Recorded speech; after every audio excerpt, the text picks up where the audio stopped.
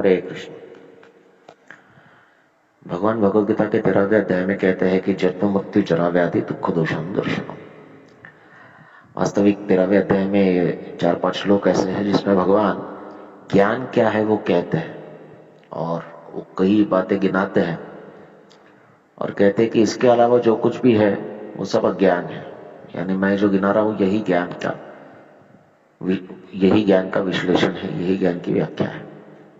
तो उसमें एक बात कहते हैं कि जन्म मृत्यु जरा व्याधि दुख दोषाम दर्शनम। जो व्यक्ति जन्म और मृत्यु को, जरा और व्याधि को दुख के रूप में दर्शन करता है वो ज्ञानी है। इस जगत में मनुष्य कोई सुखोपभोग करने के लिए नहीं आया है। जो भी व्यक्ति ये समझता है कि सुख उपभोग करना इस जगत में मेरा अधिकार है, वो वास्तविक घोर अंधकार में जी रहा है और उसका गंतव्य केवल और केवल तीव्र दुख में ही परिवर्तित होता है, इसके अलावा और कुछ नहीं है। इस जगत को सुख का स्थान मानना यही वास्तविक सबसे बड़ा अज्ञान है।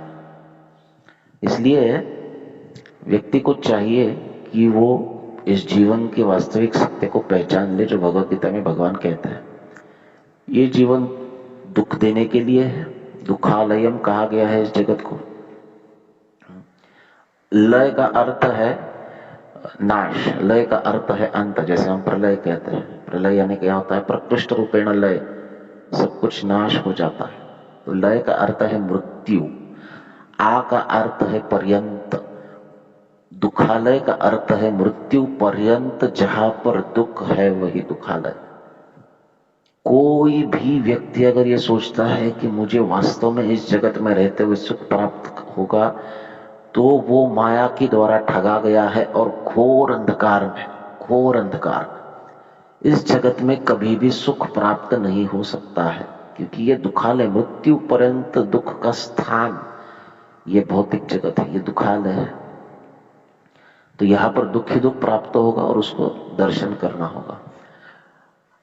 अच्छा, दुख का भय बना रहता है, या भय की वजह से भी दुख प्राप्त होता है और दुख का ही भय बना रहता है।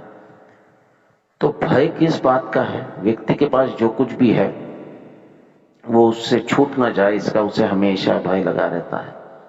वो अपने संपत्ति को, अपने शरीर को, अपने रिश्ते नातों को, इसको सदैव बनाए रखने का प्रयास करते रहता है। अब बनाए रखने का प्रयास क्यों करता है? क्योंकि छूटने का डर है। हम प्रोटेक्ट उसी वस्तु को करते हैं, संरक्षण उसी वस्तु को देते हैं जो कि हमसे छूट सकता है, उसी को हम बनाए रखने के लिए, बचाए रखने के लिए प्रयास करते हैं। तो भय इस जगत में उसी तरह वर्तमान है और शाश्वत है जिस तरह दुख है। तो भय हमेशा है, तो जीव को हमेशा भय लगा रहता है।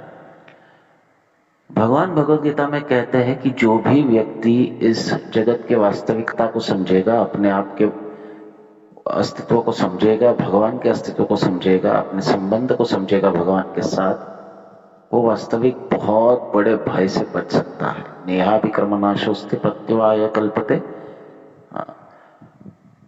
स्वल्पम अप्यस्य धर्मस्य त्रायतम होतो भयात्। तो थोड़ा भी धर्म का आचरण करेगा ये जानकर। धर्म का आचरण करने का अर्थ क्या है? संपूर्ण सत्य को जानना। ये जगत अनित्य है, इसको जानना। जीव नित्य है, भगवान नित्य है और भगवान और जीव के बीच का संबंध नित्य है। इस जगत में जीव क्यों आया है और यहाँ पर आकर वो दुख क्यों भुगत रहा है? इन सब प्रश्नों का उत्तर एक बुद्धिमान व्यक्ति खोजता है और इसे जानता है। जो इन प्रश्नों का उत्तर जानना चाहता है उनके लिए भगवान स्वयं आकर भगवद गीता में इन प्रश्नों के उत्तर देते हैं। अब जो इन प्रश्नों को जानता है वो इन उत्तर स्वरूप प्राप्त किए गए तत्वज्ञान का पालन करने का भी प्रयास करता है। इसी तत्वज्ञान का अपने जीवन में आचरण करने का जो प्रयास है उसे धर्म कहा गया है। और स्वल्पम अपि अस्य धर्मस्य, ऐसे इस धर्म को, और परम धर्म अगर जीव का कुछ है तो वो परम धर्म क्या है? यतो भक्तिर अधोक्षजे सवै पुंसाम परो धर्मो यतो भक्तिर अधोक्षजे। वास्तविक भगवान की भक्ति ही जीव का परम धर्म है। अब स्वल्पम अप्यस्य धर्मस्य, इस धर्म को जो कोई भी थोड़ा भी पालन करेगा ना, त्रायत मोहतो भयात, वो बहुत बड़े भय से बच जाएगा। यही बात श्रीमद् भागवतम में और थोड़ी सहज करके बताई गई है।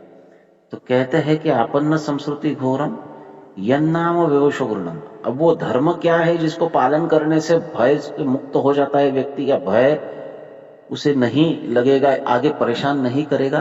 तो भागवत में इसका और सटीक व्याख्या दिया गया है। तो कहते हैं आपन्न संस्कृति घोरम यन्नाम विवशो गृणम ततः सद्य विमुच्येत यद विभेति स्वयं भयम। अरे भय से मुक्त होना छोड़िए, जो भगवान के नाम का आश्रय लेता है, भगवान के नाम का उच्चारण करता है, उससे साक्षात भय भी भयभीत होता है। और साक्षात भय क्या है? साक्षात भय है मृत्यु का भय, और मृत्यु की देवता है यमराज जी। यही यमराज जब अपने दूतों को उपदेश देते हैं तो कहते हैं कि उनके पास मत जाइए, जो भगवान के नाम का उच्चारण कर रहे हैं उनको मेरे पास लाने की कोई जरूरत नहीं है, उनको दंड देने का अधिकार मुझे भी नहीं है। उनको दंड क्या दिया जाएगा? वो भगवान के नाम के उच्चारण से उनके सभी पाप अगर मुक्त होते तो उनको कैसे दंड दिया जाएगा? वो दंड देने के योग्य ही नहीं है। और अगर जो कुछ भी है उनसे थोड़ा दुराचार भी हो जाता है, या उनसे उनके आचरण में पतन भी हो जाता है, या फिर वो कुछ गलत कार्य भी करते हैं, तो वो भगवान देख लेंगे, हम कुछ नहीं कर सकते उसके बारे में, हमारे पास उसका जुरिस्डिक्शन नहीं है। ये यमराज जी बताते हैं। और फिर कहते हैं कि किसको लाना चाहिए? तो कहते हैं कि तान आनयतो मसतो विमुखान मुकुंद पादारविंद मकरंद रसाद अजस्रम निष्किंचनः परमंस कुलैर असंगैर चुष्टाद गृहे निरय वर्तमनि बद्ध तृष्णा। तान आनयतो, उनको लाओ जो असत है, जो केवल और केवल शरीर के सुखोपभोग के पीछे कार्यरत है। विमुखान मुकुंद पादारविंद मकरंद रस, और भगवान के मुकुंद यानी भगवान, पादारविंद उनके चरण कमलों के, मकरंद रस चरण कमलों के कमल का जो रस रहता है मकरंद का, उन मकरंद रस से जो विमुख है। और व्याख्या में आचार्यगण कहते हैं कि ये मुकुंद पादारविंद मकरंद रस का अर्थ है भगवान का नाम और भगवान की कथा। इससे जो विमुख है उसको मेरे पास लाइए। निष्किंचन परमहंस कुलैर असंगैर, इसने कभी भी भक्तों का संग नहीं किया है, परमहंस कुल का संग नहीं किया है। परमहंस कुलैर असंगैर, उनका असंग किया है, उनका कभी संग नहीं किया है। जुष्टाद गृहे, और केवल अपने घर में ही, अपने संसार में ही, अपने गृहस्थी में ही जिसकी बुद्धि लगी है, इंद्रिय तृप्ति में ही जिसकी बुद्धि लगी है, निरय वर्तमनि बद्ध तृष्णा, जिसकी जो तृष्णा से बद्ध है, जिसकी चेतना केवल और केवल भौतिक तृष्णा से, भौतिक आसक्ति में लगी है, वो नरक जाने का अधिकारी है, वो नरक के पथ पर चल रहा है। ये तृष्णा से बद्ध होना यानी निरय वर्तमनि, नरक के पथ पर चलना है। ऐसे व्यक्ति को मेरे पास लाइए। तो भय किसे है? भय उसे है जो भगवान से विमुख है, जो निष्किंचन परमहंस कुलैर असंगैर है, निष्किंचन भक्तों का संग नहीं कर रहा है, भगवत भक्ति में रत नहीं है, भगवान के नामों का उच्चारण नहीं कर रहा है। मुकुंद पादार विंद मकरंद रसाद विमुखान, जो भगवान के चरण कमल के रस से विमुख है, उनके नाम से, उनकी कथा से विमुख है, उनको यमराज जी कहते हैं मेरे पास लाइए। और यही भय का कारण है। जिनके ऊपर यम का अधिकार है वो सदैव भयभीत रहता है, लेकिन भक्त कभी भी भयभीत नहीं होता, क्योंकि उसकी रक्षा साक्षात भगवान करते हैं।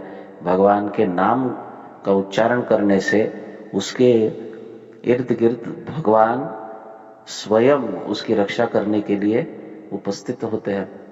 तो इस बात का विश्वास एक भक्त को होता है, वो भय से मुक्त होता है, और ये अभय उसे प्राप्त होता है भगवान के नामों का आश्रय लेने से।